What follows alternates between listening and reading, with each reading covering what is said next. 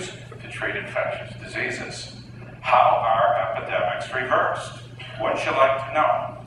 As it turns out, there's only two things that we do when we reverse an epidemic.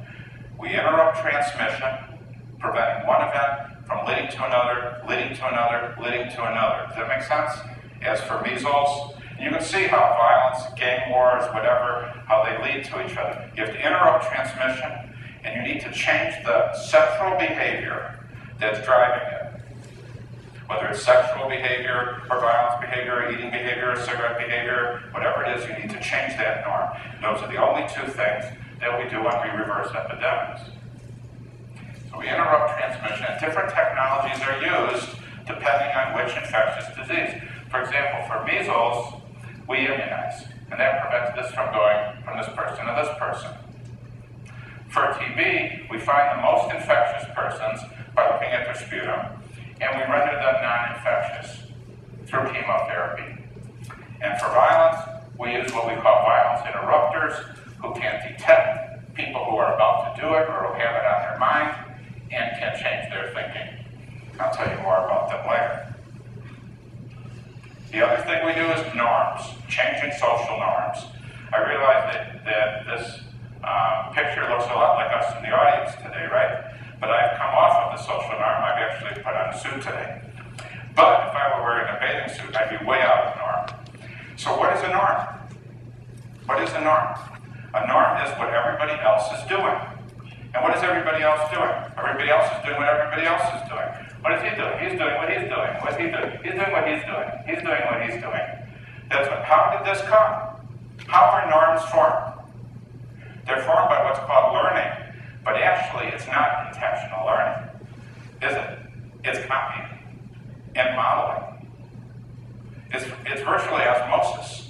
You do what you see other people doing. And then it just gets stuck by the social expectations of everybody else. And the first time I really picked up on this is when I was doing AIDS work, and I was taught that the principal indicator or predictor of whether someone uses a condom is whether they think their friends use a condom. What a way to make a life decision. But this is happening all the time. And in the realm of violence, what we have to break through is to realize that violent behavior in certain neighborhoods and certain conditions and social networks is normal. So if you grow up and your brother is doing violence and other people are shooting a gun and you've seen people shot and there's fighting in the house and they're shooting and brother is in prison and father has been killed, you don't suddenly wake up and say, wait a second, what's going on here? It's normal.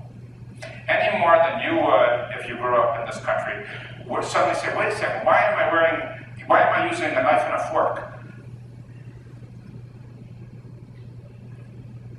It's just normal, and it gets driven unconsciously, invisibly, by what other people are thinking. And the thoughts are, I need to do it, it's expected of me. In fact, even fear that if I don't do it, that I will be socially ostracized. And so, for example, why is no one in this room smoking? Is law enforcement here? I don't see them. Because if one of you were to light up, everyone would look at you and say, what do you mean? Don't you know we don't do this anymore? So what is the point of this? When I was in medical school, in a room not quite this big, we would be watching angiograms of people with heart attacks, and a third of us were smoking. But now, in this room, we're not smoking. So what does that mean? It means norms can be changed, and they're changed all the time. We know how in health to change norms. It's multiple messengers, same message, get the most credible messengers, you get it to the highest level of intensity, and you change norms. You can do it for cigarette behavior, sexual behavior, eating behavior, exercise behavior, seatbelt behavior, breastfeeding behavior. How about even the behavior of how many children you have, which has been shifted in family planning programs. So we know how to do this. So this is all there is basically to reversal of an epidemic. Now what is the ideologic agent? I've alluded to it actually. What's the invisible agent? Well, let me tell you this first. You don't even have to know. You don't even always have to know. Because, for example, in AIDS, in several cities in the US and Europe and even in Africa, people were starting to change their behavior with respect to AIDS a few years before anybody had the virus, just because we had an inkling of how transmission was occurring. And similarly for SARS, some of you may remember this, we had the understanding that this was most likely due to direct contact and respiratory transmission. And before we found the coronavirus, already effective interventions were taking place. So you don't even have to know. However, I think we know. There's plague, there's AIDS, there's mad cow, there's a thought. They're progressively invisible. That's about as invisible as it gets, because you don't know the thought of the person next to you. It's so invisible. But it took us until the 1600s to first see this under a microscope, and still no one had the faintest idea it had anything to do with a disease. Anything. It took another 250 years till someone connected it with a disease.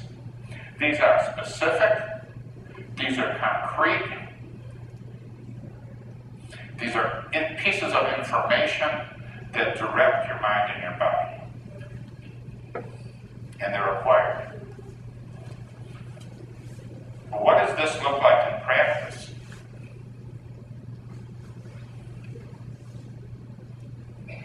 Wait a second. There's something going on in the community right here, right now. John, what's going on? John, what's going on? Hey, Tio, what's up, man? What's happening?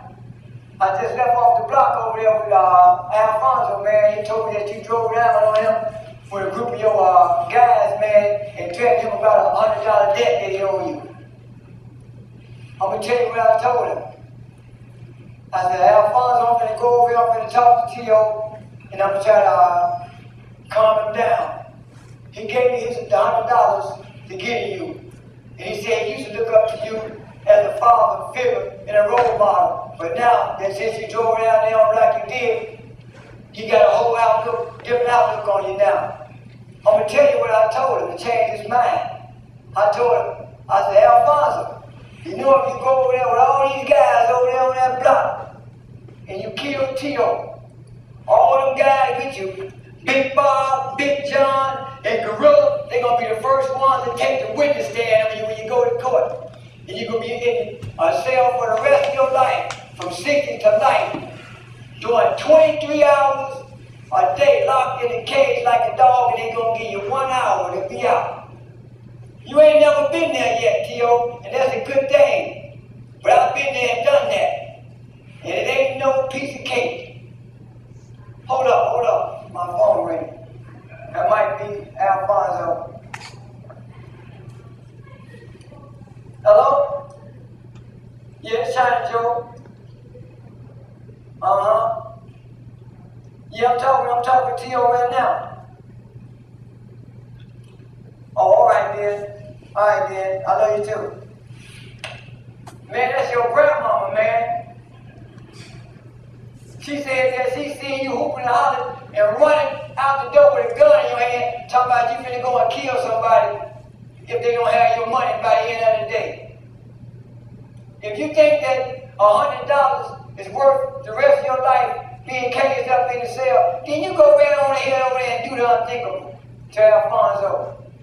But I'm letting you know right now, you're going to regret it for the rest of your life. What you need to do is get on that phone and call that brother Alfonso and tell that brother that you got that money. Because he told me I give you that money for you to call him. So go home, man, and check on your grandmama because she says she's sick and she ain't feeling good. And you're the only one that she got left in her life, man. Go home to grandma, man, and check on your grandma because she's worried about you. And I'm going to call Alfonso and tell Alfonso, man, that you putting that behind you, man. You finna move on. Hello? Can I speak to Alfonso? Hey, what's up, man? Yeah, I just got to talking to you, man. I told him exactly what you said, man. When I told him that you used to be a role model and a father figure to you, his whole face dropped.